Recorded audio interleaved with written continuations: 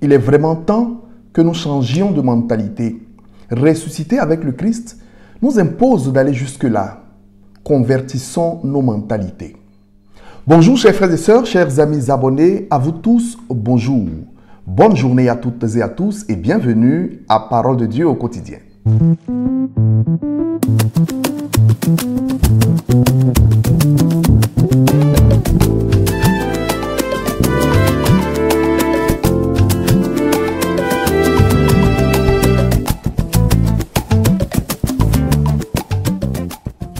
Au nom du Père et du Fils et du Saint-Esprit, Amen. Je vous salue Joseph, vous que la grâce divine a comblé.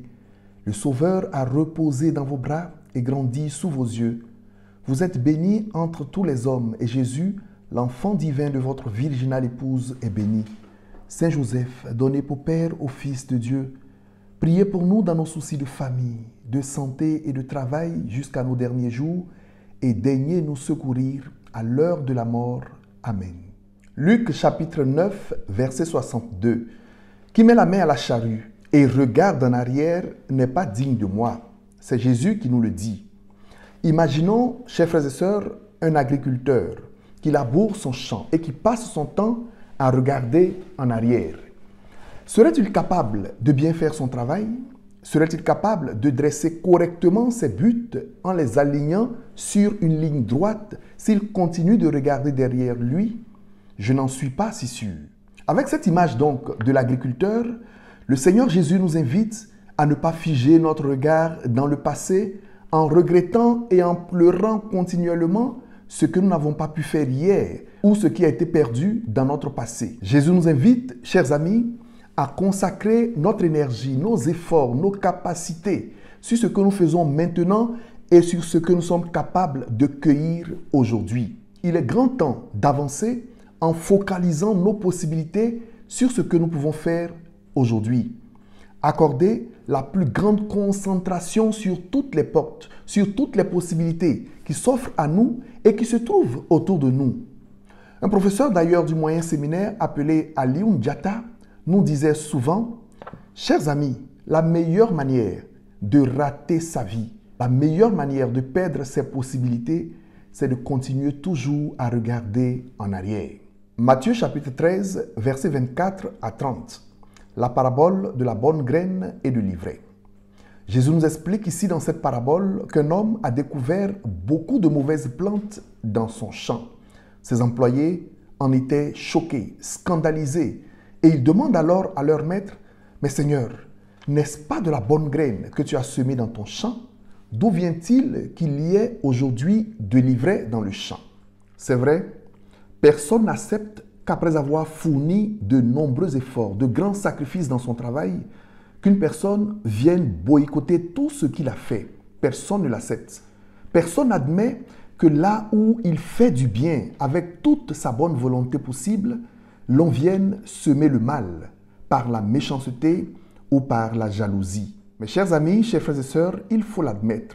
Là où il y a le bien, le mal pointe toujours son nez. Il y a malheureusement dans la vie autour de nous de mauvaises personnes. Le diable aussi a ses disciples. Il y a les fils de la lumière d'un côté et les fils des ténèbres de l'autre. C'est un combat perpétuel de la vie et nous le savons, nous l'expérimentons chaque jour. Pendant que certains annoncent Jésus-Christ qui nous propose l'amour entre les hommes, la fraternité vraie, d'autres courent après le diable pour faire des pactes sataniques et faire du mal à leurs frères et sœurs. C'est la réalité de la vie, c'est notre réalité de tous les jours. Et dans ce cas, la tentation que nous avons tous, c'est de nous frustrer devant le mal, devant la méchanceté, devant l'ingratitude, ou de nous battre, de bander nos muscles parce que nous avons raison face à la méchanceté gratuite. Oui, nous avons raison, mais il ne s'agit pas d'avoir raison.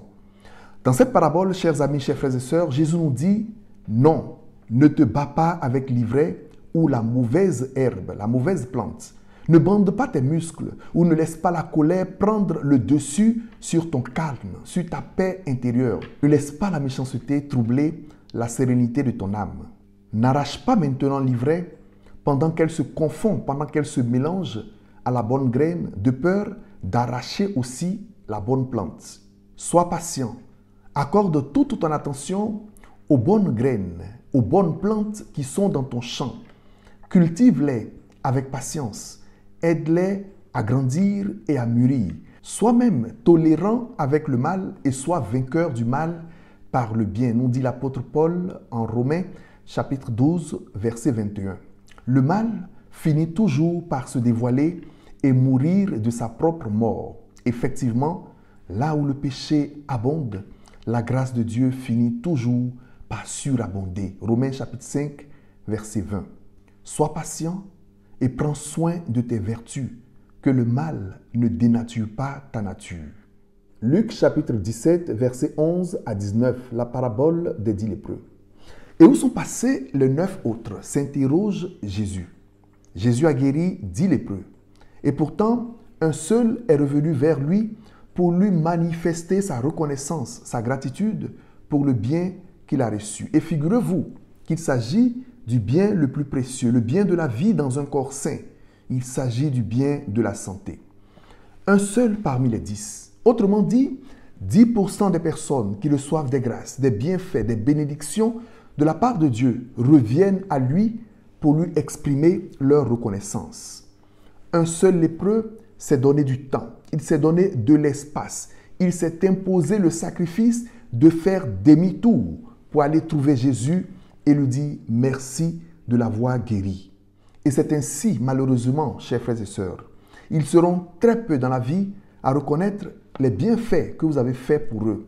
Ils seront très peu à reconnaître que pendant un moment de leur vie, vous avez été pour eux un bien. Mais enfin, à quoi cela sert de ne pas ressentir de l'émotion pour les biens que nous recevons si cela ne nous comble pas intérieurement? Si nous n'arrivons pas à nous réjouir profondément de ce que nous recevons de nos frères et sœurs et de Dieu, à quoi cela sert-il de ne pas nous sentir aimés par eux, de ne pas nous sentir valorisés par nos bienfaiteurs? Alors, chers amis, convertissons nos mentalités et habituons notre esprit à valoriser les petites choses de chaque jour que nous recevons de Dieu et de nos frères et sœurs. Par exemple, le réveil du petit matin, l'air gratuit que nous respirons, nos amis, nos familles, nos compagnons qui nous apprécient, qui nous encouragent et qui nous valorisent dans ce que nous faisons. Saint Ignace de Loyola disait ceci: ce n'est pas la quantité de la connaissance, ce n'est pas la quantité de ce que tu possèdes, ce n'est pas la grandeur de ton être qui comble l'âme, mais plutôt savoir apprécier, savoir valoriser ce qu'on a, peu ou beaucoup. S'il est valorisé, cela rend notre âme heureuse. Alors, entraînons notre mentalité à être reconnaissante. Apprenons à notre esprit à se satisfaire du peu que nous avons, de sorte que si nous recevons beaucoup, notre joie soit plus grande. Savoir apprécier les petites choses de la vie nous maintient continuellement dans l'action de grâce. Enfin, Job 38, verset 34. Dieu demande à Job: te suffit-il de lever les yeux vers un nuage pour faire tomber la pluie? Es-tu capable de faire tomber la pluie? Chers amis, chers frères et sœurs, il est bon que nous nous posions à nous-mêmes cette même question. Sommes-nous capables de faire tomber la pluie? Il est bon de nous poser la question afin de nous rendre compte que dans la vie, il y a beaucoup de choses que nous ne pouvons pas faire. Il y a des situations que nous ne pouvons pas contrôler, des choses qui ne dépendent pas de nous, de nombreuses réalités qui échappent à notre possibilité. Alors, la leçon est celle-ci. Après avoir fourni tous nos efforts, il nous faut accepter ce qui échappe à nos possibilités. Certainement à cause de notre âge, à cause de notre état de santé, à cause de notre condition sociale, etc., etc. Et de nous concentrer sur ce qui est encore possible dans notre vie. Pourquoi perdons-nous du temps à penser à ce que nous ne pouvons pas faire? Pourquoi nous gaspillons nos forces au pied des murs que nous ne pouvons pas escalader? Nous avons tous appris à l'école que pendant l'examen, pendant un devoir, il faut d'abord se concentrer à bien répondre aux questions dont nous savons les réponses. Il faut bien faire les exercices que nous comprenons et ne pas perdre tout ton temps à réfléchir sur ce que tu ne comprends pas d'abord. Finis ce que tu comprends. Une fois les avoir terminés, alors tu prendras le temps pour faire ce que tu ne comprends pas. Sinon, l'heure de l'examen risque de te surprendre et tu ne feras même pas ce que tu connaissais. C'est la même chose dans la vie. Concentre-toi sur tes possibilités, sur ce que tu peux faire aujourd'hui. Et c'est sûr qu'il y a beaucoup de choses que nous pouvons faire, beaucoup de choses que nous pouvons gagner, transformer. Mais malheureusement, nous ne faisons pas attention à ces choses-là. Concentre-toi, mon frère et ma soeur, sur ce que tu maîtrises pour changer ta mentalité. En conclusion, chers amis, chers frères et sœurs, c'est Dieu qui fait toutes choses bonnes en son temps. Ecclésiaste chapitre 3, verset 11. Même si certaines choses se passent dans ta vie que tu n'aimes pas, que tu n'apprécies pas, des situations que tu ne comprends pas, tout peut être différent à la fin du film. Parce que, comme dit Saint Paul, tout concourt au bien de ceux qui aiment Dieu. Romains chapitre 8, verset 28. Parce que Dieu accomplit toujours ses promesses en Jésus-Christ notre Seigneur. Mon frère, ma sœur, cher ami abonné à Parole de Dieu au quotidien, change donc de mentalité. Convertis ta mentalité pour que tu ne vives pas comme un aigri de la vie. La conversion doit toucher nos esprits, notre cœur, notre corps et aussi notre mentalité afin de faire de nous des personnes sereines qui ont confiance en Dieu. Changeons de mentalité, chers frères et sœurs, et adoptons une attitude de joie profonde et de sérénité devant l'adversité en toutes circonstances. Dieu peut tout pour celui qui garde la foi jusqu'au bout. Terminons donc avec le psaume 130. Seigneur, je n'ai pas le cœur fier ni le regard ambitieux. Je ne poursuis ni grand dessein ni merveille qui me dépasse. Non, mais je tiens mon âme égale et silencieuse. Mon âme est en moi comme un enfant, comme un petit enfant contre sa mère. Attends le Seigneur Israël, maintenant et à jamais. Seigneur, accorde-nous la sérénité devant l'épreuve et donne-nous la conversion de notre mentalité afin de te faire confiance en tout temps et en toutes circonstances.